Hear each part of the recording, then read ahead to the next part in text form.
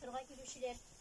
Менә шу ямьле язгы көндә тормышка сүнеп яшәр вакытында гомере изелгән авылдашыбыз, безнең укучыбыз, Рафия апаның кадерләп үстергән баласы Дилнарны бүген соңгы юлга озатырга, рәхимләшергә җыелдык. Дилнар безнең барыбызның да күз алда үсте. Мәктәптә укыган вакытында башка малайлар кебек шаян, шук, җигәрле булды, артык җигәрле дә булды. Кая барсак та походка барабызмы, Тимур командага барабызмы, озын-озын атлап, алдан йөгерә торган инде гел ашыгайы, ашкынайы, ярсые, ана шул күрәчәге булгандыр инде балакайның.